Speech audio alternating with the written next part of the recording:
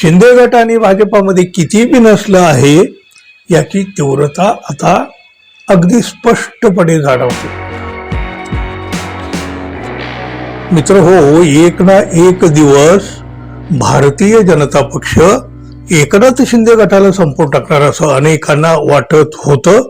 आजही ते वाटत आहे, नव्हे आता ते स्पष्टपणे दिसायला सुद्धा लागले आहे. साताऱ्याच्या एका घटनेतून भाजपनं हे आपल्या कृतीतून दाखवून सुद्धा दिलेलं आहे.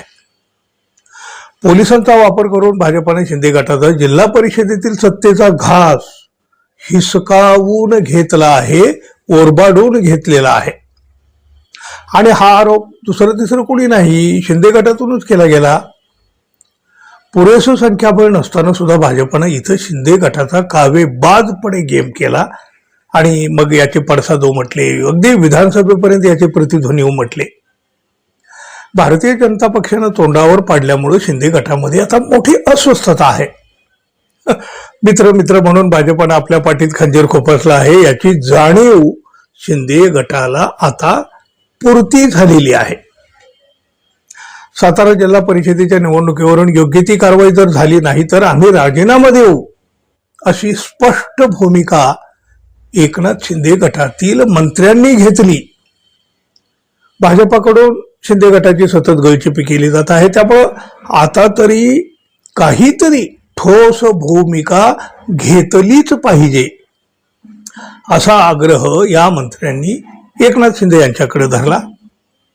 त्यामुळं साताऱ्याच्या या निवडणुकीतून भारतीय जनता पक्ष आणि एकनाथ शिंदे गट यांच्यामध्ये बिनसलं असल्याचं पुन्हा एकदा उघडं पडलं. या भाजप आणि शिंदे गट या दोघातला वाद आता चांगलाच विकोपाला सुद्धा गेलेला आहे. याचं प्रदर्शन सुद्धा या निमित्तानं झालं. अहो बघा ना, बहुमत नसताना सुद्धा भारतीय जनता पक्षानं अध्यक्षपदाच्या निवडणुकीमध्ये बाजी मारली आणि शिंदे गटाला नामोहरम केलं.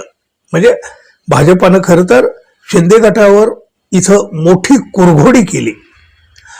या निवडणुकीदरम्यान पोलिसाबरोबर झालेल्या झटापटीमध्ये मंत्री असून सुद्धा शंभूराज देसाई यांना दुखापत झाली, झटापट झाली. त्याचबरोबर मंत्री मकरंद पाटील यांच्यासोबत सुद्धा पोलिसांची झटापट झाली. यावरून शिंदे गट आक्रमक झाला आणि काही मंत्र्यांनी थेट आपला राजीनामा देऊन टाकण्याची तयारीही दाखवली.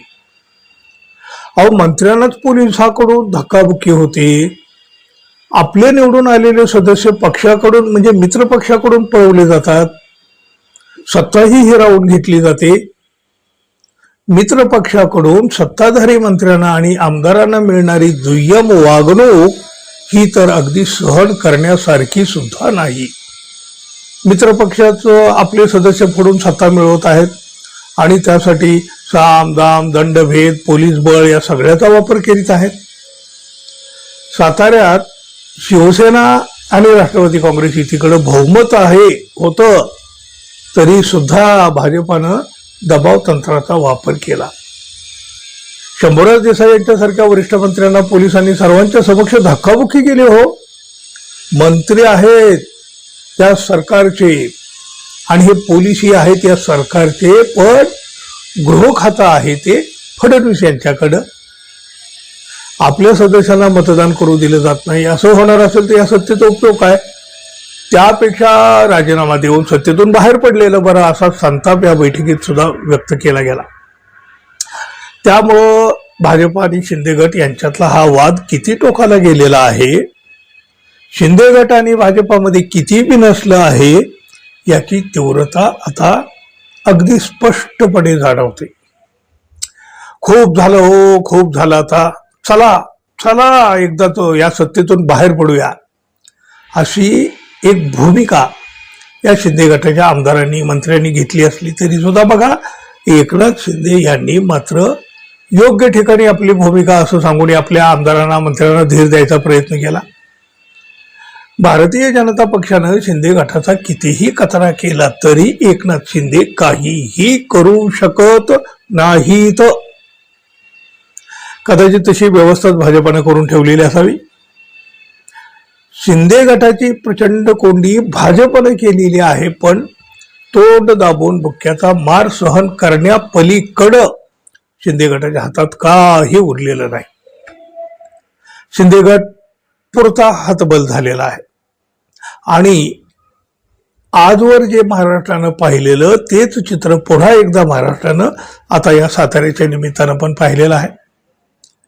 एकनाथ शिंदे फार फार तर आता दिल्लीला जातील, तक्रार करतील अमित शहाकडं. पण यापेक्षा यामध्ये काहीही होणार नाही. कुणीही सत्तेतून बाहेर पडणार नाही, कुणीही राजीनामा देणार नाही. अखंड तांडव करतील आणि पुन्हा पहिल्यासारखं अपमान सहन करत राहतील. नाहीतर ते करू शकतात काय? आणि नेमका त्याचाच फायदा किंवा गैरफायदा भाजपा घेत आहे. तुम्हाला काय वाटतं मित्रांनो, जरूर सांगा. धन्यवाद. पुन्हा भेटू. नमस्कार.